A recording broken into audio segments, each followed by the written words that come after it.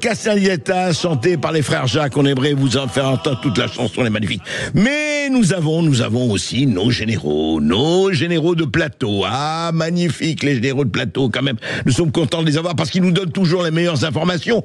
Ainsi, je prends évidemment l'un des généraux les plus exemplaires de cela. C'est évidemment le général Yakovlev, ancien dirigeant de l'OTAN, qui parle très souvent, et je ne dirais pas du matin au soir, sur LCI. Et voici ce qu'il a dit répondant à une question à propos de Poutine, de la Russie. Écoutez. Certains dire qu'il faut accepter finalement aussi les conditions de Vladimir Poutine parce que finalement, il n'y a rien de pire que la guerre. Oui, rien de pire que la guerre. Oui, si, il y a la dénazification version Poutine. À côté de ce que propose Poutine, ce que la France a vécu de 40 à 44, avec les Allemands, c'est peace and love. C'est peace and love. On est dans l'Eurovision. Formidable, formidable. Alors là, à ce niveau-là, vraiment, ça devient, certains ont dit lunaire. Non. Ça devient anthropologique. Voilà. Donc, je ne sais pas ce que sont les plans de dénazification de Poutine, de ce qu'il appelle la dénazification, mais apparemment, Yakovlev sait déjà ce que va faire Poutine, et à côté de ce que va faire Poutine, eh bien, ce qui s'est passé au Radour-sur-Glane, la rafle du Veldiv, les tortures, les fusillades, tout cela, Jean Moulin, Klaus Barbie, mais c'est de l'Eurovision, c'est de la rigolade, c'est Disneyland.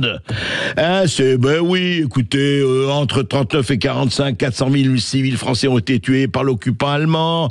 Je ne parlerai pas des millions de juifs, je ne parlerai pas des tziganes et des homosexuels, en tout cas, voilà, c'est que un général, un ancien de l'OTAN, dit ça sur une chaîne, et que personne ne le reprend, parce que j'ai écouté la suite, personne ne le reprend.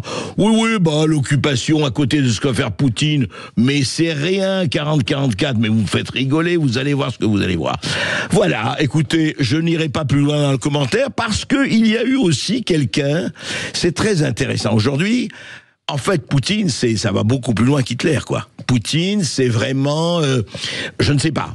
Pol Pot, c'était de la rigolade. Mao Tse-tung, de la rigolade. Mussolini, n'en parlons pas. C'était un ange. Hitler, il est dépassé. Voici ce qu'a dit Sophie Primas, porte-parole du gouvernement. Hier également, c'était conférence de presse. Grand moment d'anthologie. Écoutez Sophie Primas, porte-parole du gouvernement français.